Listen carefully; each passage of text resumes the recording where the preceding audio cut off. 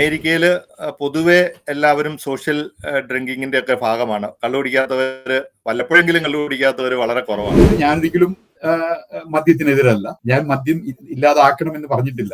ഞാൻ ഏതാണ്ട് ഒരു വർഷം സൗദി പോയി താമസിച്ചപ്പോഴും അവിടെയും ഈ സാധനം കിട്ടുമായിരുന്നു. നമ്മുടെ തായ്ലൻഡികളും ഇന്ത്യക്കാരും ഒക്കെ കൂടി വാറ്റുമായിരുന്നു. എന്തുകൊണ്ട് ഇത്രയും ചെറിയൊരു മുട്ടലിന് ഇത്രയും വലിയൊരു ബ്ലീഡിങ്ങും ഇത്രയും വലിയൊരു ബ്രെയിൻ ഹെമറേജ് സ്ട്രോക്ക് എന്നുള്ള പേരും ഇത്രയും ബുദ്ധിമുട്ടുള്ള ഒരു സർജറിയൊക്കെ എന്തുകൊണ്ട് വേണ്ടി വന്നു? ഞാൻ ന്യൂറോ സർജനുമായിട്ടുള്ള ഒരു ഇതിലാണ് പുള്ളി പറഞ്ഞത്, there is a hidden danger of alcohol use. പക്ഷെ കൺസിസ്റ്റന്റ് ആയിട്ട് ഒരു ദിവസം 2 പെഗ്ഗൊക്കെ വെച്ച് കുടിക്കുന്ന ആൾക്കാരെ he said we will belong them in that category. അപ്പൊ ഈ ആൽക്കഹോൾ കൺസിസ്റ്റന്റ് ആയിട്ട് യൂസ് ചെയ്യുന്ന ആൾക്കാരുടെ ഈ bridging veins are getting tighter because brain is shrinking more. Brain ഉണ്ടാകാവുന്ന ഒരു ആഘാതം അത് ബ്രെയിൻ ഹെമറേജിലേക്കും സബ്ഡ്യൂറൽ ഹെമറ്റോമയിലേക്കും നയിക്കാനുള്ള ചാൻസ് ഓൾമോസ്റ്റ് 2 to 3 times ആവും for a consistent alcohol use. Laddu jalebi നമ്മൾ തിന്നാത്തത് എന്തുകൊണ്ടാണ്? അത് ഷുഗർ കൂട്ടുക, അല്ല അങ്ങനത്തെ പ്രശ്നങ്ങൾ ഉണ്ടാക്കും, അതിനകത്ത് നെയ്യുണ്ട്, സംഭവം കൊളസ്ട്രോൾ ഉണ്ടാക്കും, ഇതെല്ലാം വെൽ നോൺ ആണ്. പക്ഷെ ഈ ആൽക്കഹോളിന്റെ ലോങ് ടൈം ആൽക്കഹോൾ യൂസ് കൊണ്ടുള്ള ഈ പ്രശ്നം ഇറ്റ്സ് നോട്ട് വെൽ നോൺ. കുഴിയിൽ വീഴ്ത്തിക്കാനായിട്ട് ഞങ്ങൾ കാത്തിരിക്കുമായിരുന്നു. ഇവര് വീഴുന്നത് കണ്ട് ഞങ്ങൾ മാറി നിന്ന് ചിരിച്ച് ഇതാക്കും. കാരണം ഇവര് വീഴണം എന്നുള്ള ആ ഉദ്ദേശത്തോടു കൂടി മാത്രം. പതിവരുത്, പലതരുത്, പകലരുത്, പലരരുത്. എനിക്ക് ഒരു പെഗ് കഴിക്കാൻ പറ്റും. ഞാനൊരു പെണ്ണാണെങ്കിൽ എനിക്ക് ഒരു പെഗ് ഒരു ദിവസം കഴിച്ചാൽ അത് കുഴപ്പമില്ല എന്നുള്ള ബോധം എനിക്ക് ഉണ്ടാവേണ്ടതും അത് എന്ത് ചേർത്ത് കഴിക്കണം എന്നുള്ളൊരു ബോധം എനിക്ക് ഉണ്ടാവുന്ന സമയത്താണ് എനിക്ക് ആ ഒരു അറിവുണ്ടാവേണ്ടത്. യങ്ങർ ജനറേഷന്റെ കൺസെപ്ഷൻ വളരെ കുറഞ്ഞു വരുന്നു എന്നുള്ളത് ഒരു എന്താ പറയുക, ഒരു സർവേ വളരെ വളരെ കറക്റ്റ് ആയിട്ടുള്ള കാര്യമാണ്.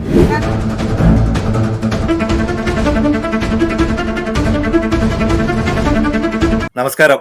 വാക്കി ടോക്കിയുടെ പുതിയൊരു എപ്പിസോഡിലേക്ക് എല്ലാവർക്കും സ്വാഗതം.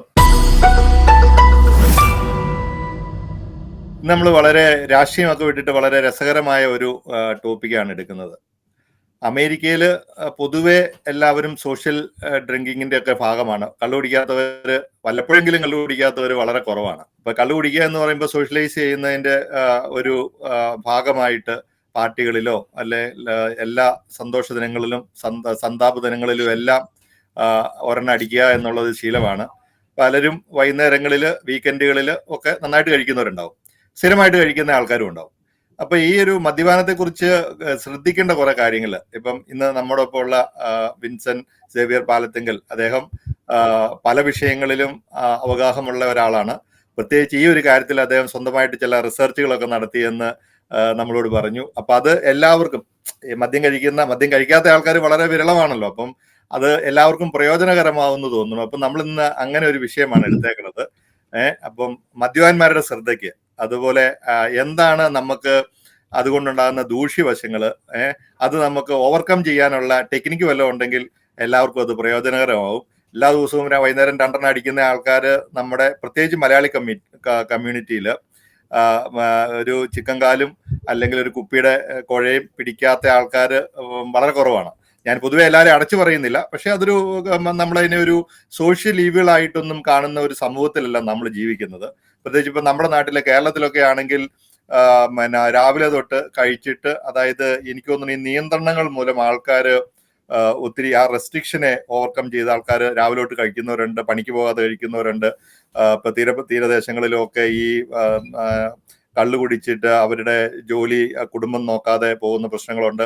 അതുമായിട്ട് ബന്ധപ്പെട്ട് ഇപ്പം നമ്മുടെ നാട്ടിലെ പല സമൂഹങ്ങളും റിലീജിയനും ഒക്കെ ഇതിനെ കാര്യമായിട്ട് എതിർക്കുന്നുണ്ട്. അപ്പം അങ്ങനെയുള്ള ഒരു സാഹചര്യത്തിൽ നമ്മൾ അമേരിക്കയിൽ ഈ വിഷയങ്ങളൊന്നുമില്ല, എല്ലാവരും നന്നായിട്ട് കഴിക്കുന്ന ആൾക്കാരാണ്. അപ്പൊ അതുകൊണ്ട് നമുക്കുണ്ടാകുന്ന ദോഷവശങ്ങൾ, അതിനെ എങ്ങനെ റിക്കവർ ചെയ്യാം? മിഥുൻചേട്ടന്റെ ഈ റിസർച്ചിൽ നിന്ന് എന്താണ് പറയാനുള്ളത്?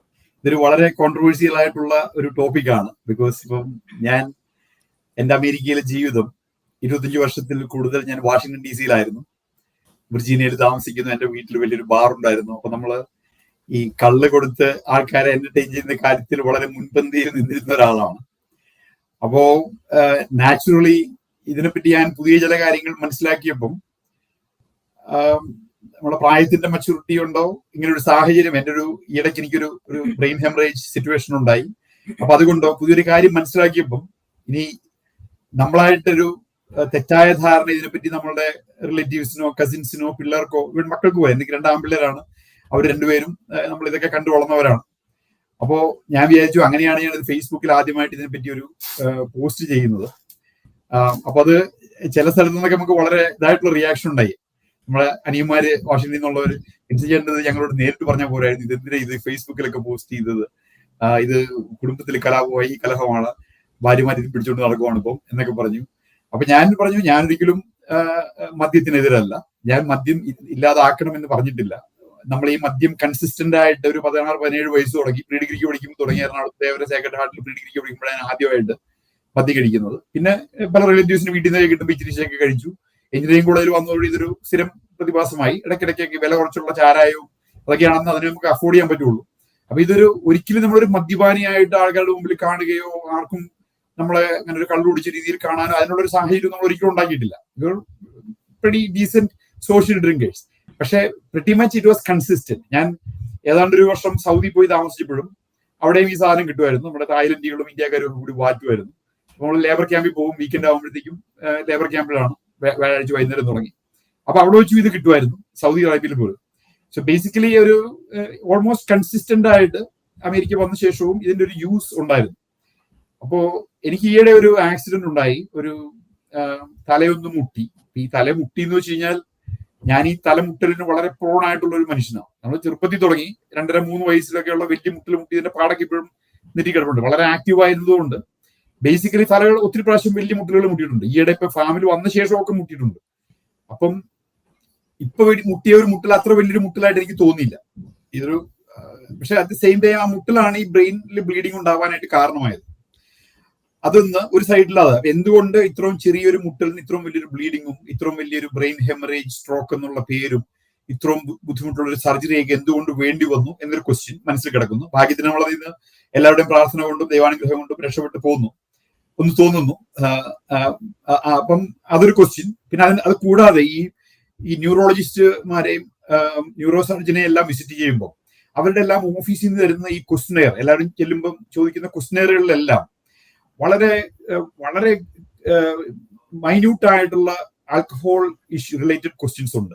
എന്നാണ് ആദ്യം കുടിച്ചത്, എന്ന് തുടങ്ങി കുടിച്ചു, എത്ര നാൾ കുടിച്ചു, എന്തോരം കുടിക്കുമായിരുന്നു. അപ്പൊ ആൽക്കഹോളിനെ പറ്റിയുള്ള ഒരു വലിയ ക്യൂരിയോസിറ്റി ന്യൂറോ സർജൻസിനും ന്യൂറോളജിസ്റ്റിനും ഉള്ളതുപോലെ എനിക്ക് മനസ്സിലായി. അപ്പൊ ഇതിന് ശേഷം സർജറി കഴിഞ്ഞു, ഞാൻ ഭേദമായി, സംസാരമൊക്കെ ഒരുമാതിരി ശരിയായി കഴിഞ്ഞ ശേഷം ഞാൻ ന്യൂറോ സർജനുമായിട്ടുള്ള ഒരു ഇതിലാണ് പുള്ളി പറഞ്ഞത്, there is a hidden danger of alcohol use which is not really an immediate reason for a brain hemorrhage, but this you're preparing your brain for a potential brain hemorrhage in case if you fall or if you have an accident or if you get into a shock situation for the head. That's why പ്രായം കൂടുന്തോറുമാണ് ഈ ബ്രെയിനിന്റെ size കുറയുന്നതും ഇത് brain haemorrhage ഉണ്ടാവാനുള്ള സാധ്യത കൂടുന്നതും. At the same time alcohol use ചെയ്യുന്ന ആൾക്കാരിൽ അതിന്റെ statistical ആയിട്ടുള്ള നമ്പർ വളരെ കൂടുതലാണ്. അപ്പോ ആൽക്കഹോൾ കൺസിസ്റ്റന്റ് ആയിട്ട് യൂസ് ചെയ്യുന്ന ആൾക്കാർ, ഇപ്പൊ ഇടയ്ക്കൊന്നും കുടിക്കുന്നവരല്ല, ഒത്തിരി മദ്യപാനികളൊന്നും പേരെടുത്തവരാവണമെന്നില്ല, പക്ഷെ കൺസിസ്റ്റന്റ് ആയിട്ട് ഒരു ദിവസം 2 പെഗ്ഗൊക്കെ വെച്ച് കുടിക്കുന്ന ആൾക്കാരെ he said we will belong them in that category. Basically ഇതുണ്ടാകുന്നതിന്റെ കാരണം ബ്രെയിനിലെ ഫ്ലൂയിഡിന്റെ ഡീഹൈഡ്രേഷൻ ഉണ്ടാകുമ്പോൾ ബ്രെയിൻ ഷ്രിങ്ക് ചെയ്യുന്ന ആ ഒരു സ്പീഡ് കൂടുന്നത് കൊണ്ടാണ്. നമ്മളുടെ എല്ലാവരുടെയും ബ്രെയിൻ ഷ്രിങ്ക് ചെയ്യും. ഫോർ എക്സാമ്പിൾ, നമ്മുടെ ഈ തലയോട്ടിയുടെ ഉള്ളിൽ ഒരു ഡ്യൂറ എന്ന് പറയുന്ന ഒരു മാറ്റർ, ഡ്യൂറ എന്ന് പറയുന്ന ഒരു ലെതർ ബാഗിന്റെ ഉള്ളിലാണ് നമ്മുടെ ബ്രെയിൻ ഇരിക്കുന്നത്. ഈ ലെതർ ബാഗിൽ ഒരു അരേഞ്ച് കനമുള്ളൊരു തിക്ക് ലെതർ ബാഗാണ്, വളരെ പ്രൊട്ടക്റ്റീവ് ആയിട്ടുള്ള ഒരു ലെതർ ബാഗാണ്. അത് ഫ്ലെക്സിബിൾ ആണ്, അത് തലയോട്ടി പോലെ അല്ല, that is movable, it's leather bag. And inside that ആണ് നമ്മുടെ ബ്രെയിൻ ഇരിക്കുന്നത്. അപ്പൊ ഈ ബ്രെയിനും ഈ ലെതർ ബാഗും കൂടി കണക്ട് ചെയ്യുന്ന ആയിരക്കണക്കിന് ബ്രിഡ്ജിങ് വെയിൻസ് ഉണ്ട്. അപ്പൊ ഈ ബ്രിഡ്ജിങ് വെയിൻസിന് ഓൺ ആൻ ആവറേജ് ഒരു 20 വയസ്സുള്ള ഒരാൾക്ക് 2 to 3 millimeter ലെങ്ത് ഉള്ളൂ. It's very tight. അപ്പൊ അന്ന് ബ്രെയിൻ സൈസ് നല്ലോണം ഉള്ളതുകൊണ്ട് ഇത് ബ്രെയിനും തലയോട്ടിയും കൂടി മുട്ടിയിരിക്കുവാണ്. അപ്പൊ അത് 3 mm ഉണ്ടാവുള്ളൂ. അപ്പൊ ആൽക്കഹോളും പ്രശ്നങ്ങളൊന്നും ഇല്ലാത്ത ഒരാളെ സംബന്ധിച്ച് നമ്മളൊരു 60 വയസ്സാവുമ്പോൾ, 20-ൽ നിന്നും 60 വയസ്സ്, 40 വയസ്സ് കഴിയുമ്പോൾ ഈ 2 to 3 millimeter എന്നുള്ളത് 5 to 6 millimeter വരെ ആയിട്ട് ഈ ബ്രിഡ്ജിങ് വെയിൻസിന്റെ ലെങ്ത് കൂടും. That is because brain is shrinking. Brain shrink ചെയ്യുന്നു, ഡ്യൂറാ മാറ്റർ അതുപോലെ തന്നെ ഇരിക്കുന്നു. അപ്പൊ ഈ ബ്രിഡ്ജിങ് വെയിൻസ്, ഇടയ്ക്കുള്ള ബ്രിഡ്ജിങ് വെയിൻസിന്റെ ലെങ്ത് കൂടുന്നു, ഓൾമോസ്റ്റ് ഡബിൾ ആവുന്നു. ഇത് നാച്ചുറൽ ആയിട്ടുള്ള ഒരു ബ്രെയിനിന്റെ പ്രോഗ്രഷൻ ആണ്, എല്ലാവർക്കും സംഭവിക്കുന്ന ഒരു കാര്യമാണ്. പക്ഷെ ഈ ആൽക്കഹോൾ കൺസിസ്റ്റന്റ് ആയിട്ട് 20 തുടങ്ങി 60 വയസ്സ് വരെ യൂസ് ചെയ്ത ഒരാളെ സംബന്ധിച്ച് ഈ ബ്രിഡ്ജിങ് വെയിൻസിന്റെ ലെങ്ത് 10 to 15 mm വരെ ആവും. ദാറ്റ് മീൻസ് ഇത് സാധാരണ ഉണ്ടാവേണ്ടതിന്റെ ഇരട്ടിയോ 3 ഇരട്ടിയോ വരെ ഇതിന് ലെങ്ത് ഉണ്ടാവും. അപ്പൊ ഈ ലെങ്ത് ഉണ്ടാവുമ്പോൾ ഈ ബ്രിഡ്ജിങ് വെയിൻസിന് അത് വളരുന്നില്ല. It's same length but it is getting stretched. അപ്പൊ ഈ ബ്രിഡ്ജിങ് വെയിൻസ് ഇങ്ങനെ സ്ട്രെച്ച്ഡ് ആയിട്ടിരിക്കുന്ന സിറ്റുവേഷനിൽ നമ്മളുടെ തലയ്ക്ക് ഒരു കാര്യമായ ഒരു ഷെയ്ക്കോ ഒരു മുട്ടലോ ഉണ്ടായാൽ ഇതിലൊരെണ്ണം പൊട്ടിയാൽ ഇറ്റ് ക്യാൻ കോസ് ബ്ലീഡിങ്. ഈ സ്ട്രെച്ച്ഡ് ആയിട്ട് നിൽക്കുന്നത്. അപ്പൊ ഈ ആൽക്കഹോൾ കൺസിസ്റ്റന്റ് ആയിട്ട് യൂസ് ചെയ്യുന്ന ആൾക്കാരുടെ ഈ bridging veins are getting tighter because brain is shrinking more. So the first lesson is drink a lot of water if you drink alcohol, because that will reduce the dehydration. And plus, if you're a consistent user, don't go more than a certain number. അപ്പൊ ഞാൻ ഇതിനൊരു അനാളജി ആൾക്കാരോടൊക്കെ പറയാൻ വേണ്ടി, പിന്നെ ഞാനൊരു സ്റ്റാറ്റിസ്റ്റിക്സും കൂടി പറഞ്ഞിട്ട് ഞാൻ അനാളജിയിലേക്ക് പോവാം. ഇതിന്റെ ഒരു ഈ സബ്ഡ്യൂറൽ ഹേമറ്റോമ എന്നുള്ള സംഭവമാണ് എനിക്ക് ഉണ്ടായത്. അതായത് ഡ്യൂറ മാറ്ററിന്റെ അടിയിൽ ബ്രെയിനിന്റെ പുറത്ത് ഉണ്ടാവുന്ന ബ്ലീഡിങ്, ആ ബ്ലീഡിങ് കൊണ്ട് നമ്മുടെ മിഡ് ലൈൻ ഷിഫ്റ്റ് ഉണ്ടാവുന്നു. എന്റെ mid line was shifted 4 mm. That means I could have had ഈ എന്തെങ്കിലും ഡിസബിലിറ്റി ഒക്കെ ഉണ്ടാകാമായിരുന്നു. എനിക്ക് ഭാഗ്യം കൊണ്ട് അതൊന്നും ഉണ്ടായില്ല. എന്റെ ഫിസിക്കലായിട്ട് ഒരു പ്രശ്നം ഉണ്ടായിരുന്നില്ല. അവിടെ ചെന്നപ്പോൾ ഈ ബ്ലഡ് ഇത് മാറ്റിക്കഴിഞ്ഞപ്പം സർജറി കഴിഞ്ഞുള്ള കാറ്റ് സ്കാനിൽ ബ്രെയിൻ വീണ്ടും അതിന്റെ നോർമൽ പൊസിഷനിലേക്ക് വന്നു. ഈ സബ്ഡ്യൂറൽ ഹേമറ്റോമ എന്ന് വെച്ചാൽ ഈ ബ്ലഡിന്റെ ക്വാണ്ടിറ്റി ഇങ്ങനെ ബ്ലീഡ് ചെയ്ത ബ്ലഡ് കൊണ്ട് ബ്രെയിനെ പുഷ് ചെയ്യുമ്പോഴാണ് ഈ സബ്ഡ്യൂറൽ ഹേമറ്റോമ ഉണ്ടാവുന്നത്. അപ്പൊ ഈ സബ്ഡ്യൂറൽ ഹേമറ്റോമ 50 വയസ്സ് കഴിഞ്ഞ ആൾക്കാരിൽ അമേരിക്കയുടെ സ്റ്റാറ്റിസ്റ്റിക്സ് അനുസരിച്ച് ജനറൽ പോപ്പുലേഷനിൽ ഉണ്ടാവുന്നത് 100,000-ൽ 10 പേർക്കാണ് ഈ സബ്ഡ്യൂറൽ ഹെമറ്റോമ എന്ന് പറയുന്ന സിറ്റുവേഷൻ ഡെവലപ്പ് ചെയ്യുന്നത്. ലക്ഷത്തിൽ 10 പേർക്ക്, around 10.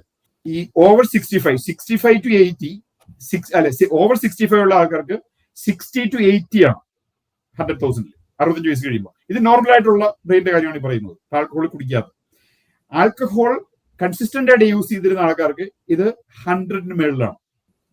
So the probability of a brain shake or a brain ഉണ്ടാകാവുന്ന ഒരു ആഘാതം അത് ബ്രെയിൻ ഹെമറേജിലേക്കും സബ്ഡ്യൂറൽ ഹെമറ്റോമയിലേക്കും നയിക്കാനുള്ള ചാൻസ് ഓൾമോസ്റ്റ് 2 to 3 times ആവും for a consistent alcohol user.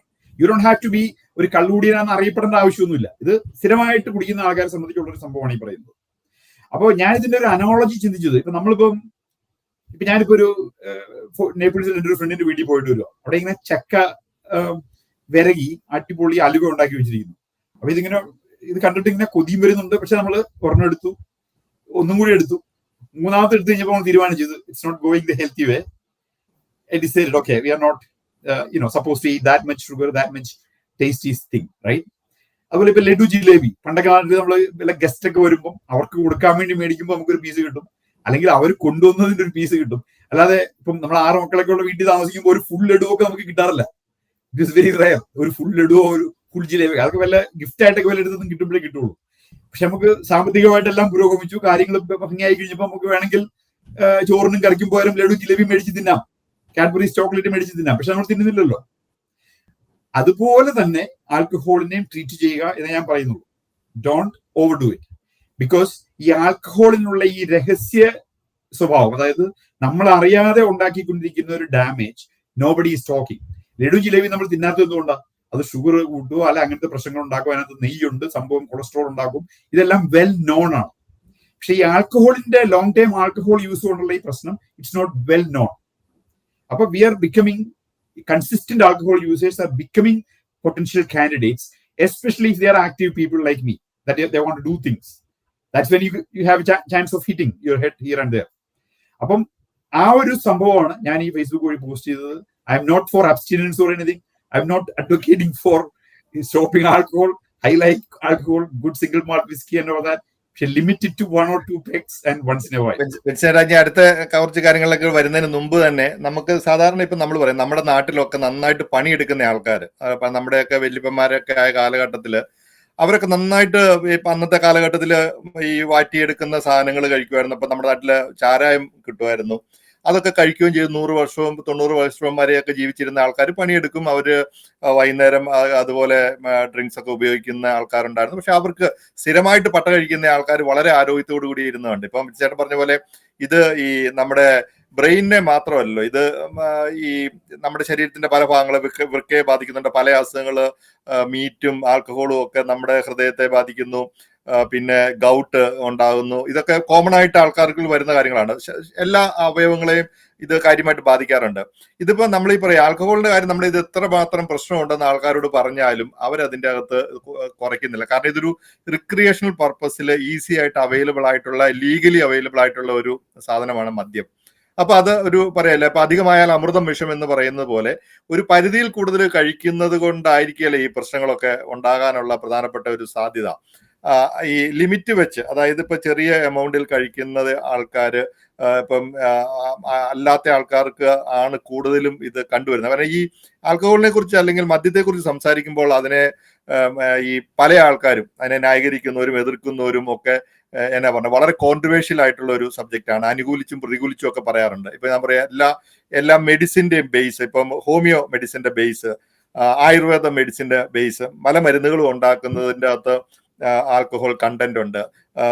Allopathy നമ്മൾ പറയല്ലേ, മോഡേൺ മെഡിസിനിൽ പല കാര്യങ്ങളിലും ഇത് ഉപയോഗിക്കുന്നുണ്ട്. അപ്പൊ അതൊക്കെ ഒരു വളരെ കോൺട്രവേഴ്ഷ്യൽ ആണ്. അപ്പൊ ഇപ്പം പറ്റീഷയുടെ ഒരു അനുഭവം കൂടെ കഴിഞ്ഞിട്ട് വിൻസെന്റിലേക്ക് വരാം. പറ്റീഷ ഒരു തീരദേശത്ത് ജനിച്ച് വളർന്ന ഒരാളാണ്, നല്ല അതുമായിട്ട് ബന്ധപ്പെട്ടിട്ട്. കാരണം നമ്മുടെ നാട്ടിൽ ആദ്യം ഈ മദ്യത്തിന്റെ വിപത്തുകളെ കുറിച്ച് സംസാരിക്കുമ്പോൾ ആദ്യം പറയുന്ന ഒരു വിഷയമാണ് കടലിൽ വർക്ക് ചെയ്യാമെന്നോ അല്ല കഠിനമായിട്ട് അധ്വാനിച്ചിട്ട് അവർക്ക് മറ്റുള്ള റിക്രിയേഷൻ ഒന്നും ഇല്ല. അപ്പൊ മദ്യ ഉപയോഗം ഏറ്റവും കൂടുതലുള്ള ഒരു മേഖലയാണ് ഈ തീരദേശം എന്ന് പറയുന്നത്. അപ്പൊ ഈ പറ്റീഷയ്ക്ക് ഇതുമായിട്ട് ബന്ധപ്പെട്ട അനുഭവങ്ങൾ എന്താണ് ഇതിനെ കുറിച്ച് പറയാനുള്ളത്? മദ്യം എന്ന് പറയുമ്പോൾ തന്നെ പ്രത്യേകിച്ച് നമ്മുടെ കേരളത്തിലെ മദ്യം എന്ന് പറയുമ്പോൾ തന്നെ ആദ്യം ഓടിയെത്തുന്നത് നമ്മളുടെ ലോക്കൽ ഇത് ചാരായം എന്ന് പറയുന്ന കഴിക്കുന്ന കാര്യത്തെ കുറിച്ച് പറയണ്ട, പൊതുവായിട്ടുള്ള അനുഭവങ്ങളാണ് ഞാൻ ചോദിച്ചത്. അത് ഞാൻ പിന്നെ പറയാം. കഴിക്കുന്നതിനെ കുറിച്ച് ഞാൻ പിന്നെ പറയാം. ചാരായത്തിനെ കുറിച്ച് ആദ്യം ഓർമ്മ വരുന്നത്, ചാരായം എന്ന് പറയുന്നത് നമ്മളുടെ കേരളത്തിൽ ഒരു കുടിൽ വ്യവസായം പോലെ ആയിരുന്നു, പ്രത്യേകിച്ച് തീരദേശ മേഖലകളിൽ. കാരണം അത് അവർക്ക് വേറൊരു വരുമാന മാർഗം, സ്ഥിര വരുമാന മാർഗം ഇല്ലായിരുന്നു. അന്ന് വന്നു പോയിക്കൊണ്ടിരുന്ന ഒരു ഗവൺമെന്റും തീരദേശ മേഖലയെ കൺസിഡർ ചെയ്തിരുന്നില്ല. ഒരു സമുദായമായിട്ടോ ഒരു സമൂഹമായിട്ടോ ഒരു ഗവൺമെന്റും കൺസിഡർ ചെയ്യാതിരുന്ന സമയത്താണ് ആ ഒരു തീരദേശ മേഖല ഒന്നടങ്കം, തീരദേശ മേഖല മാത്രമായിട്ട് പറയുന്നതിന് വേറെ മേഖലകളിലും ഇങ്ങനെ ഈ ഒരു ഇതുണ്ടായിരുന്നു. അതായത് നാട്ടിൻപുറത്തും ഈ സംവിധാനങ്ങൾ ഉണ്ടായിരുന്നു. പക്ഷെ എല്ലാവരും എടുത്തു പറയുന്നത് തീരദേശ മേഖലയാണെന്ന് മാത്രമാണ്. കാരണം അവിടെ ഈ കൺസംഷനും കൂടാതെ ഇതിന്റെ ഒരു പിന്നെ എന്താ പറയാ, ഈ ഉണ്ടാക്കുന്നതും കൂടുതലായിരുന്നത് കൊണ്ട് ആ ഒരു മേഖലയെ കൂടുതലായിട്ട് നമ്മൾ പേരെടുത്ത് പറയുന്നത് മാത്രമാണ്. എല്ലാ വീടുകളിലും എന്ന് പറഞ്ഞു കഴിഞ്ഞാൽ ഭൂരിഭാഗം, നമ്മൾ പെർസെന്റേജസ് പറയുകയാണെങ്കിൽ ഭൂരിഭാഗം വീടുകളിലും ഇതിന്റെ ഒരു നിർമ്മാണം ഉണ്ടായിരുന്നു. ഒരു കുടിൽ വ്യവസായം പോലെ തന്നെ ഇതിന്റെ ഒരു നിർമ്മാണം ഉണ്ടായിരുന്നു. ദൂര സ്ഥലങ്ങളിൽ നിന്ന് ആൾക്കാർ ഇവിടേക്ക് വന്ന് പിന്നെ ഇത് കുടിക്കാനായിട്ട് വരുന്ന ഒരു കാലഘട്ടം ഉണ്ടായിരുന്നു. ഇത് നിർത്തലാക്കപ്പെട്ട, ഇപ്പൊ ജിൻസ് ചോദിച്ചത് പിന്നെ എന്താ പറയാ, ആ ഒരു സമുദായത്തിൽപ്പെട്ട ആ തീരദേശ മേഖലയോട് ബന്ധപ്പെട്ട് ജോലിക്ക് പോകുന്ന ആൾക്കാർക്ക് റിക്രിയേഷൻ ഇല്ല. ഇതൊരു റിക്രിയേഷനേക്കാൾ ഉപരി അവർ വിചാരിച്ചിരുന്നത് കടലിൽ പോയി തിരമാലകളോട് മല്ലടിച്ച് ഇത്രയധികം അവരുടെ ജോലി എന്ന് പറയുന്നത് ചാളത്തടി എന്ന് പറയും. ഈ ചാളത്തടിയിൽ പോവുക, അല്ലെങ്കിൽ കരമടി എന്ന് പറയും, ആ ഒരു സംവിധാനത്തിൽ പോവുക. അല്ലെങ്കിൽ പാലം ഉണ്ടായിരുന്നു, വലിയൊരു പാലം ഉണ്ടായിരുന്നു, അതിപ്പോ ഒരു പകുതിയോളം പൊളിഞ്ഞു പോയി. പണ്ട് ഈ കർക്കിടക മാസം വരുമ്പോഴത്തേനും ആ പാലത്തിൽ നിന്ന് മരം താഴേക്ക് തള്ളിയിട്ടിട്ട് അതിൽ നിന്ന് ചാടി താഴേക്ക് പോയി അവരുടെ ജീവൻ പോലും പണയം വെച്ചിട്ട് അങ്ങനെയൊക്കെയാണ് അവര് മത്സ്യബന്ധനം നടത്തിയിരുന്നത്. അത്രയധികം റിസ്ക് എടുത്താണ് അന്നത്തെ കാലത്ത് ജീവിച്ചിരുന്നത്. ഇന്നും അങ്ങനെ തന്നെയാണ്. അടുത്തൊരു ജനറേഷൻ മാത്രമാണ് അവർ പഠിച്ച് വേറെ ജോലികളിലേക്കൊക്കെ മാറിയിരിക്കുന്നത്. പഴയ കാലത്ത് പഴയ ജനറേഷൻ അങ്ങനെയായിരുന്നു ജീവിച്ചിരുന്നത്. അവരുടെ മക്കളെ വളർത്തിയിരുന്നത് അങ്ങനെയാണ്. അമ്മമാരാണെങ്കിൽ കടയിൽ പോയി മീൻ വിറ്റൊക്കെയാണ് ജീവിച്ചിരുന്നത്. സോ അപ്പൊ അവർക്ക് ഈ മക്കളെ പഠിപ്പിക്കുന്നതിനും അവരുടെ വീട്ടിൽ കഞ്ഞി വെക്കണമെന്നുണ്ടെങ്കിലും എന്തെങ്കിലും എക്സ്ട്രാ പൈസയ്ക്ക് വേണ്ടിയാണ് അവരിങ്ങനെ ഇതിലേക്ക് വന്ന് ഇറങ്ങിയത്. അല്ലാതെ അവരുടെ റിക്രിയേഷൻ എന്നുള്ളത് അത് വേറെ വിഷയമാണ്. അപ്പൊ ഇവർ വിചാരിച്ചിരുന്നത് ഈ സാധനം കഴിച്ചു കഴിയുമ്പോഴത്തേനും അവർക്ക് എന്തോ ഒരു കുറച്ചു നേരം ഒന്ന് മയങ്ങാൻ, പെട്ടെന്ന് തന്നെ ഉറക്കം കിട്ടാനോ അല്ലെങ്കിൽ ഒന്ന് ശരീരത്തിൽ എന്തോ ശക്തി കിട്ടുന്ന പോലെയൊക്കെ ഒരു ഫീലിംഗ് ഉണ്ടായി. അതിനു വേണ്ടിയിട്ടാണ് അടുത്ത ദിവസം വെളുപ്പിനെ ഇവർക്ക് എഴുന്നേക്കണം, 3 മണിക്ക് എഴുന്നേക്കണം, 2 മണിക്ക് എഴുന്നേക്കണം, 4 മണിക്ക് കടലിലേക്ക് തിരിച്ചു വീണ്ടും പോകണം. തിരിച്ചു വരുന്നത് പിന്നെ അടുത്ത ദിവസം ഉച്ച കഴിഞ്ഞോ വൈകുന്നേരം ഒക്കെയാണ് ഇവർ തിരിച്ചു വരുന്നത്. അപ്പൊ ഇത്രയും അധികം ഈ കടലിനോട് മൽപിടുത്തം നടത്തി പോകുന്ന അവർക്ക് ഇവർ വിചാരിച്ചിരുന്നത് ഇതൊരു ശക്തിയാണ് എന്ന് വിചാരിച്ചാണ് ഇവർ ഇതിലേക്ക് എല്ലാവരും ഇതിലേക്ക് അവർ ആകൃഷ്ടരാകുന്നത്. പക്ഷെ അത് പിന്നീട് ഈ ഒരു സാധനം എങ്ങനെ ഉണ്ടാക്കി തുടങ്ങിയോ അതിലേക്ക് പിന്നെ വേറെ ആൾക്കാരുടെ ഒരു കടന്നുകയറ്റം ഉണ്ടാവുകയും അതിലേക്ക് വേറെ പല സാധനങ്ങൾ ചേർക്കപ്പെടുകയും അത് പിന്നെ അവരുടെ കയ്യിൽ നിന്ന് വിട്ടുപോയി വേറെ സ്ഥലങ്ങളിൽ നിന്ന് ആൾക്കാർ അത് അവിടെ വന്നു, അതൊരു വ്യവസായം പോലെ മാറുകയും പിന്നെ അത് വിചാരിച്ച രീതിയിലല്ലാതെ പല രീതിയിലേക്ക് അത് മാറുകയും കയ്യിൽ നിന്ന് വിട്ടുപോവുകയും ചെയ്തു. അങ്ങനെയാണ് പിന്നെ ഗവൺമെന്റ് ഇടപെട്ട് AK ആന്റണി സർക്കാർ വന്ന് അത് നിർത്തലാക്കുന്നത്. അതിൽ സൂസപാക്യം പിതാവിന്റെ നമ്മുടെ ലാറ്റിൻ കാത്തലിക് തിരുവനന്തപുരം രൂപത സൂസപാക്യം പിതാവിന്റെയൊക്കെ ഇടപെടലുകളൊക്കെ ഉണ്ടായിരുന്നു. അത് മൊത്തത്തിൽ നിർത്തലാക്കണമെന്നും നമ്മുടെ സമുദായത്തിനുണ്ടായിട്ടുള്ള ചീത്തപ്പേര് മാറ്റണം, അതായത് ഇങ്ങനെ ഒരു സമുദായത്തെ അടച്ച് ആക്ഷേപം ഉണ്ടാകുന്നു എന്നുള്ളത് അതിൽ നിന്ന് സമുദായത്തെ രക്ഷപ്പെടുത്തണം എന്നുള്ളത് കൊണ്ട് മാത്രമാണ് അങ്ങനെ ഒരു തീരുമാനം ഉണ്ടാകുന്നതും എല്ലാവരെയും ആ ഒരു വിപത്തിൽ നിന്ന് രക്ഷിക്കണമെന്നുള്ളത്. എനിക്കൊരു കഥ പറയാനുള്ളത്, ഞാൻ ചെറുതായിരുന്നപ്പോഴത്തേനും ഞങ്ങൾ താമസിച്ചിരുന്ന തീരദേശത്താണ്. എന്റെ വീടിന്റെ തൊട്ട് മുന്നിൽ കടലാണ്. പിന്നെ അവിടെ കടപ്പുറമുണ്ട്, നല്ല വിശാലമായ കടപ്പുറമാണ്. ഇപ്പൊ അതൊക്കെ ഇല്ല, എല്ലാം നഷ്ടപ്പെട്ടു, ഒന്നുമില്ല. എന്റെ വീടുണ്ടായിരുന്ന സ്ഥലത്തൊക്കെ വീടൊന്നുമില്ല, സ്ഥലമൊന്നുമില്ല. അവിടെയൊക്കെ ഇപ്പൊ കല്ലിട്ടിട്ടുണ്ട്, അതും ഒക്കെ പോയി. ഈ കടപ്പുറത്ത് ഞങ്ങൾ കളിച്ചുകൊണ്ടിരിക്കുമ്പോൾ ആൾക്കാർ ഇങ്ങനെ വരും, ഈ ചാരായം ഇത് കുടിക്കാനായിട്ട് ആൾക്കാർ വരും. വേറെ സ്ഥലങ്ങളിൽ നിന്നൊക്കെയാണ് വരുന്നത്, ഒത്തിരി ദൂരത്തു നിന്നൊക്കെ വരും. ഇവര് തിരിച്ചു പോകുമ്പോൾ ഞങ്ങൾക്കറിയാം ഇവര് അടിച്ച് പൂസായിട്ടായിരിക്കും വരുന്നത്. ഞങ്ങൾ കുഴി ഉണ്ടാക്കിയിട്ട് ആ കുഴിയിൽ പല സാധനങ്ങളൊക്കെ ഇട്ട് മൂടും. എന്നിട്ട് ഇവർ തിരിച്ചു വരുമ്പോഴത്തേനും ഈ കുഴിയിൽ വീഴ്ത്തിക്കാൻ വേണ്ടിയിട്ട് കാരണം ഞങ്ങൾ ഇതിനൊക്കെ എതിരായിരുന്നു, ഈ കുഴിയിൽ വീഴ്ത്തിക്കാനായിട്ട് ഞങ്ങൾ കാത്തിരിക്കുമായിരുന്നു. ഇവര് വീഴുന്നത് കണ്ട് ഞങ്ങൾ മാറി നിന്ന് ചിരിച്ച് ഇതാക്കും. കാരണം ഇവര് വീഴണം എന്നുള്ള ആ ഉദ്ദേശത്തോടു കൂടി മാത്രം ഞങ്ങള് പിള്ളേരുടെ സെറ്റുകളെല്ലാം കൂടി ഇരുന്ന് ഞങ്ങൾ അങ്ങനെ ചെയ്യുന്ന ഒരു കാലഘട്ടം ഉണ്ടായിരുന്നു. കാരണം ഇങ്ങനെ ആൾക്കാരെ കുഴി പിടിക്കുന്ന പരിപാടി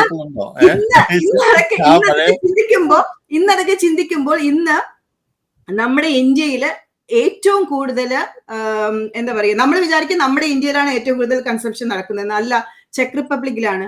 നമ്മളുടെ അമേരിക്കയിൽ ഇത്രയധികം മദ്യം വിറ്റു പോകുന്നുണ്ട്. നമ്മൾ പറയുന്നത് ഇവിടെ എല്ലാ പേരും കുടിക്കുന്നുണ്ട്. ആണുങ്ങൾക്ക് ഒരു 2 പെഗാകാം ഒരു ദിവസത്തിൽ, പെണ്ണുങ്ങൾക്ക് 1 പെഗാകാം. പക്ഷെ എന്ന് പറഞ്ഞിട്ട് ഈ പെഗെല്ലാം കൂടെ ചേർത്ത് വെച്ചിട്ട് 7 ദിവസത്തെ പെഗും കൂടെ ശനിയാഴ്ച ഒരു ദിവസം തന്നെ ഒറ്റയടിക്ക് 7 പെഗ് കുടിച്ചാൽ അത് ദോഷമാണെന്നുള്ളത് മനസ്സിലാക്കാനുള്ള വിവേകം നമുക്കുണ്ടെങ്കിൽ അത് ദോഷം ചെയ്യില്ല എന്നുള്ളതാണ്. പക്ഷെ ഈ വിവേകം ഇല്ലാതെ പോകുന്ന സ്ഥലത്താണ് വിൻസെന്റ് ചേട്ടൻ പറഞ്ഞ ഈ നടത്തിയിട്ടുള്ള ഇത്രയും റിസർച്ചുകളുടെ ആധികാരികത വരുന്നത്. നമുക്കത് എവിടെയാണ് ആ ബോധം വരേണ്ടത് എന്നുള്ളതാണ്. അതായത് എനിക്ക് 1 പെഗ് കഴിക്കാൻ പറ്റും, ഞാനൊരു പെണ്ണാണെങ്കിൽ എനിക്ക് 1 പെഗ് ഒരു ദിവസം കഴിച്ചാൽ അത് കുഴപ്പമില്ല എന്നുള്ള ബോധം എനിക്ക് ഉണ്ടാവേണ്ടതും അത് എന്ത് ചേർത്ത് കഴിക്കണം എന്നുള്ളൊരു ബോധം എനിക്ക് ഉണ്ടാവുന്ന സമയത്താണ് എനിക്ക് ആ ഒരു അറിവ് ഉണ്ടാവേണ്ടത്. ആ അറിവ് ഞാനിത് ഇന്ന് മൺഡേ ടു പിന്നെ ഫ്രൈഡേ വരയ്ക്കും, അല്ലെങ്കിൽ സൺഡേ ടു ഫ്രൈഡേ വരെയും ഞാൻ ഇതൊന്നും കഴിക്കാതെ ഞാൻ തിരക്കിന്റെ ഇടയിൽ പോയിട്ട് ശനിയാഴ്ച വരുമ്പോ ഞാനൊരു പെണ്ണല്ലേ, ഈ 6 ദിവസത്തെയും ശനിയാഴ്ചത്തെയും കൂടെ 7 എണ്ണം ചേർത്ത് ഒരുമിച്ച് അടിക്കുക, അല്ലെ ഞാനാണല്ലേ, എനിക്ക് 2 പെഗ് അടിക്കാം എന്നുള്ളൊരു ഇതുള്ളത് കൊണ്ട് ഞാൻ ഇതെല്ലാം കൂടെ ചേർത്ത് വെച്ചിട്ട് ശനിയാഴ്ച ഞാൻ എല്ലാം കൂടെ മൊത്തം അടിച്ചു തീർക്കുമ്പോഴത്തേനും എന്റെ ലിവർ അകത്തിരുന്നിട്ട് പറയും, എടാ പൊട്ട ഇതൊന്നും അല്ല നീ ചെയ്യേണ്ടതെന്ന് പറഞ്ഞിട്ട് എന്നെ ഇങ്ങനെ ബോധം. അതാണ് എന്റെ തലയിൽ ബ്രെയിൻ, ഈ ലിവർ കയറി ബ്രെയിൻ്റെ അടുത്ത് പറഞ്ഞിട്ട് ബ്രെയിൻ എനിക്ക് പണി തരുന്നത്. ഇത് എവിടെയാ ഇതൊക്കെ കണ്ടുപിടിക്കാനും ഇതൊക്കെ നമുക്ക് ആലോചിക്കാനുള്ള ബോധം ഇല്ലാണ്ട് പോകുമ്പോഴാണ് നമുക്ക് ഈ പ്രശ്നങ്ങൾ ഉണ്ടാകുന്നത്. അല്ല, ഇത് പരീക്ഷ പറഞ്ഞു വന്ന പോയിന്റ് വളരെ കറക്റ്റ് ആണ്. ഇതൊരു അഡിക്ഷനിലേക്ക് പോകുന്ന ആൾക്കാരില് ഇപ്പൊ നമ്മൾ പറയും, എനിക്ക് തോന്നുന്നു എനിക്കതിന്റെ കറക്റ്റായിട്ട് റേഷ്യോ പറഞ്ഞില്ല. ഇപ്പൊ കള്ള് കുടിക്കുന്ന ആൾക്കാർ, ഡെയിലി കഴിക്കുന്ന ആൾക്കാരിലും ചിലർക്ക് കുപ്പി തീർത്ത് കഴിഞ്ഞാലേ അവർക്ക് അതിനൊരു സമാധാനമുള്ള അഡിക്ഷൻ ഉള്ള ആൾക്കാരുണ്ട്. അതെനിക്ക് തോന്നുന്നു ഈ പറഞ്ഞ പോലെ 10 പേരിൽ ഒരാൾക്കോ അല്ലെങ്കിൽ 100 പേരിൽ ഒരാൾക്കോ 2 പേർക്കൊക്കെ ആണല്ലോ അഡിക്ഷൻ ഉള്ള ആൾക്കാർ പെട്ടെന്ന് തന്നെ ഇതിനോട് അഡിക്ഷൻ വരും. ഇപ്പൊ നമ്മൾ പറയും ഇപ്പൊ ഇതുകൊണ്ട് നമുക്ക് സാധാരണ ഇപ്പൊ നമ്മളൊക്കെ വളരെ ഹബിച്വലായിട്ട് വളരെ ഇപ്പൊ ഈ പറഞ്ഞ പോലെ വിഷയം പറഞ്ഞുകൊണ്ടിരുന്ന പോലെ കോളേജ് പഠിക്കുന്ന സമയത്ത് മറ്റേ നമ്മള് ഇപ്പം LLB ഒക്കെ പഠിക്കുമെന്ന് വെച്ച് കഴിഞ്ഞാൽ ഇതൊക്കെ ഇതിന്റെ ഒരു സ്വാഭാവികമായിട്ടുള്ള നമ്മൾ എഞ്ചിനീയറിംഗ് പുറത്ത് പ്രത്യേകിച്ച് കേരളത്തിന് വെളിയിലൊക്കെ പോയി കഴിയുമ്പോൾ എല്ലാ സ്വാതന്ത്ര്യവും കിട്ടുന്നു.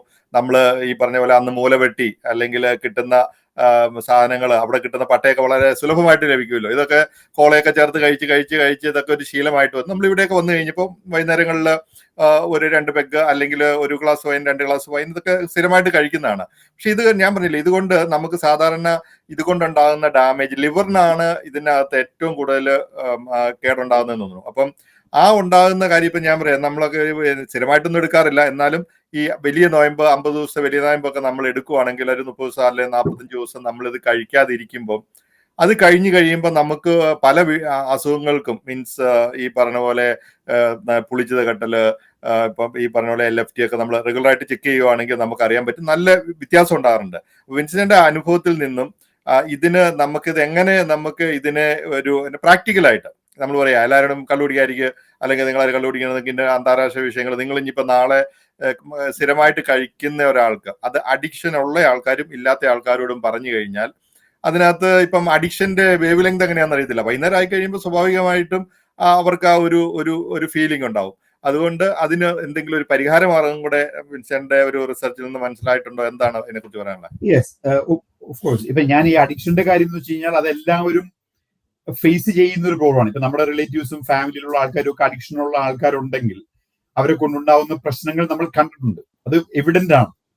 അപ്പം ഞാൻ ഇതിനകത്ത് പറയാൻ ശ്രമിച്ചത് ഹിഡൻ ആയിട്ടുള്ള, അതായത് നമ്മളിപ്പോ സോഷ്യൽ ഡ്രിങ്കേഴ്സ്, ഇപ്പൊ ഞാൻ ഇതിനെ പറ്റി വിചാരിച്ചുകൊണ്ടിരുന്നത് നമുക്ക് കുറച്ച് ബ്രെയിൻ സെൽസ് നഷ്ടപ്പെടും, നമ്മൾ ഒത്തിരി കുടിച്ചു കഴിഞ്ഞാൽ നമ്മുടെ ലിവർ അടിച്ചു പോകും, അല്ലെങ്കിൽ ലിവർ ക്യാൻസർ വരാം, ലിവർ സിറോസിസ് വരാം, അങ്ങനെയുള്ള കുറെ പ്രശ്നങ്ങൾ ഇതിനുണ്ടെന്ന് നമുക്കറിയാം. പക്ഷെ ഇപ്പൊ ഈ സംഭവത്തിൽ എന്റെ ഈ സർജറി ആയിട്ട് റിലേറ്റഡ് ആയിട്ടുള്ള എന്റെ ഒരു അവെയ്ക്കണിങ്, ഈ നമ്മൾ കാണാത്ത ഒരു ഡേഞ്ചർ ഈ സോഷ്യൽ ഡ്രിങ്കേഴ്സും, അതായത് ദാറ്റ് മീൻസ് ഈ അഡിക്ഷൻ ഉള്ള ആൾക്കാർ കൂടാതെ ആ ഒരു ടെസ്റ്റ് ഡാറ്റ സെറ്റിലേക്ക് കൂടുതൽ ആൾക്കാർ കയറുവാണ് എന്റെ കണക്ക് കൂട്ടലിൽ. അവർക്കും ഇതുകൊണ്ട് പൊട്ടൻഷ്യൽ പ്രശ്നങ്ങളുണ്ട്. അപ്പോൾ ഈ അഡിക്ഷൻ ഉള്ള ആൾക്കാർ definitely that is definite no. ഇപ്പം നമ്മളുടെ ഇതിന്റെ ഒരു റീസൺ എനിക്ക് തോന്നുന്നു, ഇപ്പൊ ഞാൻ ഈ വീട്ടിൽ പാർട്ടി നടന്നതായിട്ട് ഞാൻ പറഞ്ഞല്ലോ, അപ്പൊ നമുക്ക് നാച്ചുറൽ ആയിട്ട് ഒരു പ്രശ്നമുണ്ട്. നമ്മളിപ്പോ എല്ലാവരും കള്ളൊക്കെ ഉള്ളൊരു എൻവയറമെന്റിൽ വരുന്നു, അത് എൻജോയ് ചെയ്യുന്ന ആൾക്കാരാണ്, അസോസിയേഷനും എല്ലാം ഉള്ളപ്പം. അപ്പൊ അതിനകത്ത് നമുക്ക് ഈ കരിസ്മാറ്റിക് മൂവ്മെന്റുമായിട്ട് നടക്കുന്ന ക്രിസ്ത്യൻ നമ്മുടെ ഫ്രണ്ട്സിനെ വിളിക്കാൻ നമുക്കൊരു മടിയാണ്. ബിക്കോസ് അവർ വന്നു കഴിഞ്ഞാൽ അവർക്ക് ഇത് ഇഷ്ടപ്പെടില്ല, അല്ലെങ്കിൽ അവർ കഴിക്കുന്നില്ല. പക്ഷേ അവരൊന്നും നമ്മളോട് ഇതിന്റെ സയന്റിഫിക് ആയിട്ടുള്ള കാര്യങ്ങളോ അല്ലെങ്കിൽ ജനറൽ ആയിട്ടുള്ള അഡിക്ഷൻ സംഭവമൊക്കെ അവരൊക്കെ പറയുന്നുണ്ട്. പക്ഷേ ഈ അഡിക്ഷൻ ഉള്ള ആൾക്കാർക്ക് അത് മാറുന്നില്ല. ഓൺ ദ അതർ ഹാൻഡ്, ഇപ്പം RSS ആക്ടിവിസ്റ്റ് ആയിട്ടുള്ള ഹിന്ദുക്കൾ എനിക്ക് ഒത്തിരി ഫ്രണ്ട്സ് ഉണ്ട്, അപ്പൊ അവരിതിനെതിരാണ്. Same thing, most of the Muslim friends from Kerala, they are against this. അപ്പൊ നമുക്കൊരു പാർട്ടിക്ക് നടത്തുമ്പോൾ ഇത് എപ്പോഴും ഒരു ചോദ്യചിഹ്നമായിരുന്നു. എനിക്ക് ഇതിനോടുള്ള ഒരു സോഷ്യൽ ഞാൻ വളരെ പോസിറ്റീവായിട്ട് ഇതിനെടുത്തിരുന്ന ഒരാളാണ്. അപ്പോ ഇപ്പൊ ഞാൻ ഇതിൽ നിന്ന് എത്തുന്നൊരു നിഗമനം, ഇതിനകത്തൊരു സയന്റിഫിക് ആയിട്ടുള്ള, അതായത് റിലീജിയസ് ആയിട്ടുള്ള കാര്യങ്ങളോ നമ്മുടെ പാരന്റ്സ് സംബന്ധിച്ചിരുന്നില്ല എന്നുള്ള കാര്യങ്ങളോ എല്ലാം വിട്ടിട്ട് സയന്റിഫിക് ആയിട്ടുള്ള ഒരു അവേക്കനിങ്ങിലേക്ക് ആൾക്കാരെ കൊണ്ടുവന്നു കഴിഞ്ഞാൽ ആ ഒരു സോഷ്യൽ ഡ്രിങ്കിങ്ങിന്റെ ലെവലിൽ തന്നെ ഇത് നിർത്താൻ പറ്റും. അഡിക്ഷൻ ഉള്ളവർ definitely then they will understand this is definitely bad, because I am getting more troubles. It's not just in brain related trouble, I am getting other troubles too. ഇപ്പൊ ബ്രെയിനിന് ഫോർ എക്സാമ്പിൾ ഇങ്ങനെ ഒരു physical മാറ്റം ഉണ്ടാവുന്നുണ്ടെന്ന് എനിക്ക് അറിയില്ലായിരുന്നു. കുറെ സെല്ലുകളൊക്കെ നഷ്ടപ്പെടും. അപ്പൊ നമ്മൾ വിചാരിക്കുന്നത് എന്താ, നമുക്ക് കുറച്ച് സെല്ലുകൾ ഉള്ളത് വയസ്സാകുമ്പോൾ എന്തായാലും കുറെ നഷ്ടപ്പെടും. ഫുൾ ഓർമ്മയിൽ നിന്ന് എന്തായാലും ആൽക്കഹോൾ കുടിച്ചാലും കുടിച്ചില്ലേലും 40 ദിവസം നോക്കുമ്പോൾ ആർക്കും ഉണ്ടാവില്ല. നമ്മുടെ പാരന്റ്സിനായി കണ്ടിട്ടുണ്ട് അവരുടെ ഓർമ്മ ശക്തി കുറയുന്നതും. അപ്പൊ ഇതല്ല, നമ്മളുടെ ഈ consistent use, even if it is social drinking, that is having an issue. അപ്പം അത് ഞാനിപ്പോ പറയാൻ ശ്രമിക്കുന്നത് ഇതാണ്, ഡെഫിനറ്റ്ലി ആ ഒരു സയന്റിഫിക് ബാക്ക്ഗ്രൗണ്ടിൽ നിന്നുകൊണ്ട്, ഇപ്പം സിഗരറ്റിനെ പറ്റി പറയുന്നത് പോലെ തന്നെ ചില ആൾക്കാർക്ക് ഇതൊന്നും കഴിച്ചാൽ ഒരു കുഴപ്പം ഉണ്ടാവുന്നില്ല. ആ ചില ആള് നമ്മളാണെന്ന് അസ്യൂം ചെയ്യാണ്ടിരിക്കുക, so that you can drink healthy and limited. ഇപ്പൊ നമ്മൾ സ്ഥിരമായിട്ടുണ്ടാവുന്ന ഒരു സംഭവം, എവിടെയെങ്കിലും ഒക്കെ ഇരുന്ന്, ഞാനൊക്കെ ഏത് പാർട്ടിക്ക് പോയാലും ഏറ്റവും അവസാനം പോകുന്ന ആളാണ്, ഏറ്റവും അവസാനം വീട്ടിൽ പോകുന്ന ആളാണ്. ഇവിടെ ഭാര്യയ്ക്ക് എപ്പോഴും കംപ്ലൈന്റ് പറയുന്നത്, പിള്ളേരും എപ്പോഴും കംപ്ലൈന്റ് പറയും, പപ്പയുടെ കൂടെ എവിടെയെങ്കിലും വന്നു കഴിഞ്ഞാൽ യു ലീവ് ദ ലാസ്റ്റ്.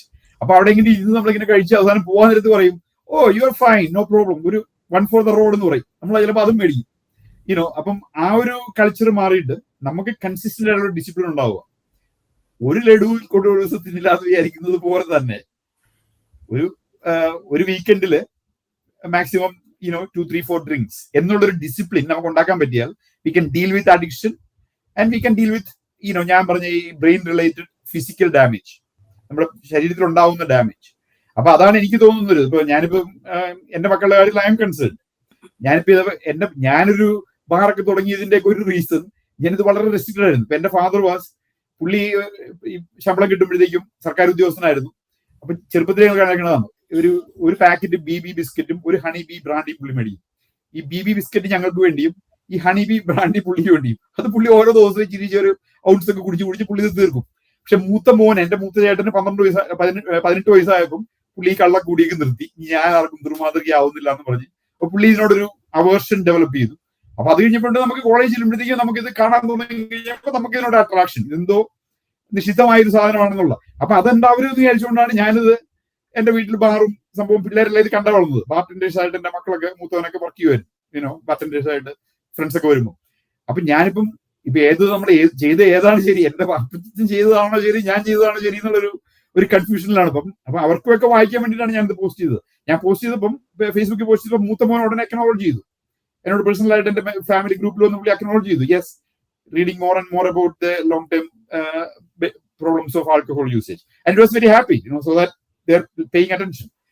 അപ്പം ഞാൻ പറയുന്നത്, നമ്മളുടെ ആ ഒരു പേഴ്സണൽ ഡിസിപ്ലിൻ ഉണ്ടെങ്കിൽ നമുക്ക് ലഡുവും ജിലേബിയും കഴിക്കാം, കാഡ്ബറീസും ചോക്ലേറ്റും എല്ലാം കഴിക്കാം, അതുപോലെ തന്നെ ഇതും കഴിക്കാം. But at the same time we should have that discipline. അതെ, ഞാൻ പറഞ്ഞ ഒരു കാര്യം, ഇപ്പൊ ഈ കള്ളുകുടിയന്മാരുടെ ഇടയ്ക്ക് ഉള്ള ഒരു കാര്യമാണ്. കള്ളുകുടിയന്മാർ ഇത് നമുക്ക് എങ്ങനെ, കള്ളുകുടിയന്മാരുടെ ഇടയ്ക്കല്ല, ഈ കള്ളുകുടിയുടെ നമുക്ക് എങ്ങനെ ലിമിറ്റ് ചെയ്യാൻ പറ്റും എന്നുള്ള ഒരു രീതിയിൽ പറയുന്നുണ്ട്. ഇത് പറയണ്ടേ, ഈ പതിവരുത്, പലതരുത്, പകലരുത്, പലരരുത് എന്ന് വെച്ച് കഴിഞ്ഞാൽ ഈ 4 പോളിസി നമ്മൾ കീപ്പ് ചെയ്ത് കഴിഞ്ഞാൽ നമുക്ക് ഒരിക്കലും ഒരു മദ്യപാനി ആകാൻ പറ്റിയല്ല. അതായത് വെച്ചാൽ പതിവരുതെന്ന് വെച്ച് കഴിഞ്ഞാൽ എല്ലാ ദിവസവും നമ്മൾ കള്ളു കുടിക്കാതിരിക്കുക, സ്ഥിരമായിട്ട് കള്ളുകൂടി നമ്മൾ ഒഴിവാക്കുക. പലതരുത്, അതായത് പലതരുത് എന്ന് പറയുമ്പോൾ നമ്മൾ പല ബ്രാൻഡ്, അതായത് ഇപ്പൊ നമ്മൾ വിസ്കി കഴിക്കുന്ന, അല്ലെങ്കിൽ പിന്നെ സ്കോച്ച് കഴിക്കുന്നു, അല്ലെങ്കിൽ നമ്മൾ അങ്ങനെ ഏതെങ്കിലും ഒരു ബ്രാൻഡിൽ സ്റ്റിക്ക് ചെയ്യുവാണ്. ഇപ്പൊ നമ്മൾ ഇപ്പൊ വിൽസേന്റെ വീട്ടിൽ വരുമ്പോൾ അവിടെ ഉള്ള ഒരു ബ്രാൻഡ് ഇല്ലാത്ത നമ്മൾ കഴിച്ചോണ്ടിരിക്കുക, ഇല്ല അതുകൊണ്ട് ഞാൻ കഴിക്കുന്നില്ല എന്ന് നമുക്ക് അത് അവോയ്ഡ് ചെയ്യാൻ പറ്റും.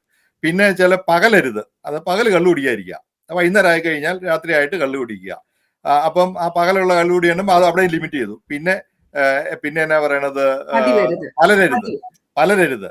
അപ്പൊ അരുതെന്ന് പറയുമ്പോൾ നമുക്ക് പല കമ്പനികളുണ്ടാവും. ഇപ്പൊ ഇന്ന് വെച്ചാൽ എല്ലാവരും എല്ലാ ദിവസവും അവൈലബിൾ അല്ല. ഇന്നിപ്പം ഞാൻ ഒരു ദിവസം ഒരാളുടെ കൂടെ ഇരുന്ന് അടിക്കുന്നു, നാളെ മറ്റൊരാളുടെ കൂടെ ഇരുന്ന് അടിക്കുന്നു. അപ്പം നമ്മളെല്ലാ ദിവസവും അവൈലബിൾ ആണ്. അപ്പൊ അങ്ങനെ ഉണ്ടാകാതിരുന്നു കഴിഞ്ഞാൽ നമ്മൾ ഒരു ലിമിറ്റഡ് കമ്പനിയുടെ കൂടെ ആണെങ്കിൽ ആ ഒരു പതിവും ഉണ്ടാവുകയല്ല. ഇനി ഇങ്ങനെയുള്ള ഒരു 4 കാര്യങ്ങൾ ശ്രദ്ധിച്ചാൽ തന്നെ ആ സ്ഥിരമായിട്ടുള്ള മദ്യപാനി എന്നുള്ള ഒരു ഇത് നമുക്ക് മദ്യം കഴിക്കുന്ന നമ്മുടെ ശരീരത്തിന് എന്ന് പറഞ്ഞാൽ നമുക്കൊരു സെൽഫ് കൺട്രോൾ മാത്രമേ ഇതിൻ്റെ അകത്തുള്ളൂ. പൊതുവെ ഇപ്പൊ പറയുകയാണ്, അതിൻ്റെ അകത്ത് ഈ അധികമായാൽ അമൃതം വിഷം എന്ന് പറയുന്ന പോലെ ഏത് സാധനത്തിനാണേലും ഏത് ഭക്ഷണത്തിനാണേലും ഉണ്ട്. അപ്പൊ അങ്ങനെയുള്ള കാര്യങ്ങളൊക്കെ ഒരു ലിമിറ്റ് ചെയ്ത് നമ്മുടെ ആരോഗ്യകരമായിട്ടുള്ളൊരു ജീവിതം, കാരണം അതാണല്ലോ മനുഷ്യന് ഏറ്റവും, പ്രത്യേകിച്ച് നമ്മൾ ഇവിടെയൊക്കെ കുറച്ചുകൂടി ഇതിനെക്കുറിച്ച് പഠിക്കുന്നത്. കാരണം ഇവിടെ ഈ സാധനം അവൈലബിൾ ആണ്, നമുക്ക് റെസ്ട്രിക്ഷൻ ഇല്ല. അപ്പൊ അതുകൊണ്ട് തന്നെ ആൾക്കാർക്ക് അതിനോടുള്ള ആ ഒരു ആക്രാന്തവും കുറവുണ്ട്. പരീക്ഷ എന്തെങ്കിലും അടിയാനുണ്ടോ? അതാ ഞാൻ പറഞ്ഞത്, ഇപ്പൊ ഈ പറഞ്ഞ 4 വിഷയങ്ങൾ ഇപ്പൊ ജിൻസ് പറഞ്ഞതിന്റെ കൂട്ടത്തിൽ 2 കൂടെ ഞാൻ ചേർക്കാൻ ആഗ്രഹിക്കുന്നു. അത് 2 പതിവരുത്, പകരരുത്. അതെന്താന്ന് വെച്ച് കഴിഞ്ഞാല് പതിവ് ആയിട്ടുള്ളതും നിർത്തുക, പകരരുത്. പകരരുത് എന്ന് പറഞ്ഞത് നിങ്ങൾ കുടിക്കുന്നു, അത് നിങ്ങൾ സ്റ്റാൻഡേർഡ് ആയിട്ട് കുടിച്ചോളൂ.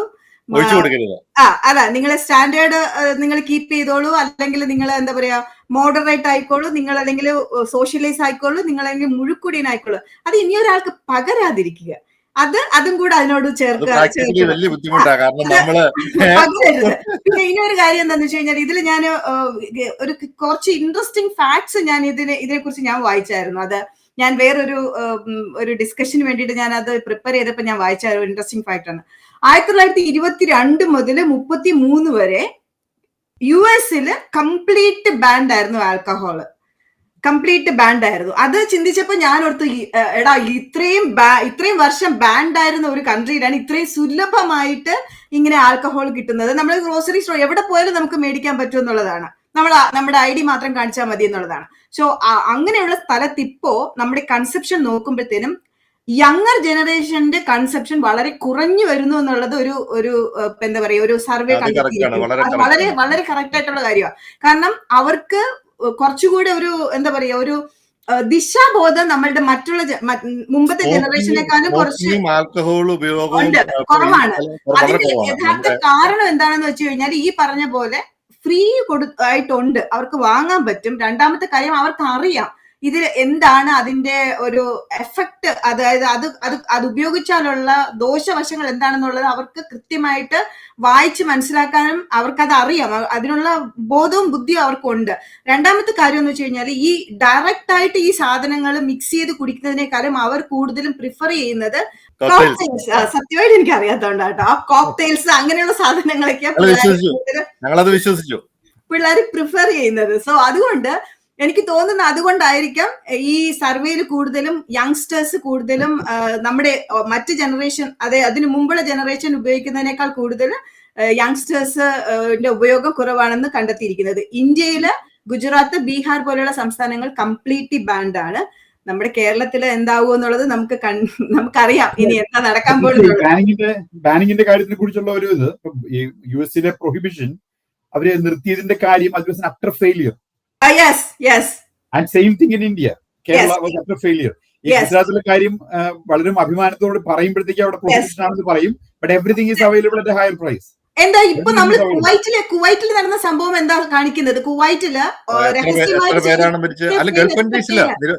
ഗൾഫ് നിരോധനമുള്ള രാജ്യങ്ങളിലെല്ലാം ഇത് അവൈലബിൾ ആണ്.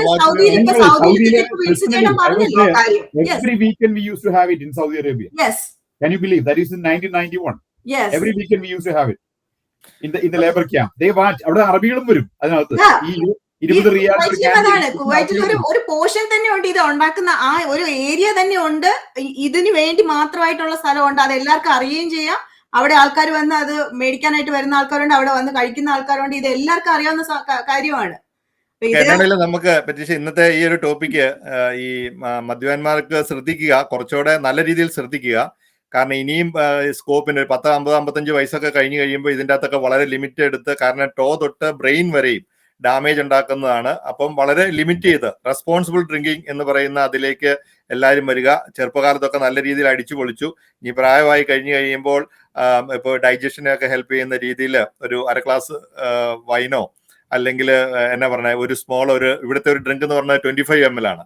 അപ്പോൾ ഒരു ഡ്രിങ്കിലൊക്കെ നിർത്തി എല്ലാവരും ആരോഗ്യബോധത്തോടു കൂടി ഇരിക്കാനുള്ള ഒരു അവസരം ഉണ്ടാകട്ടെ. നമസ്കാരം. നന്ദി. നമസ്കാരം.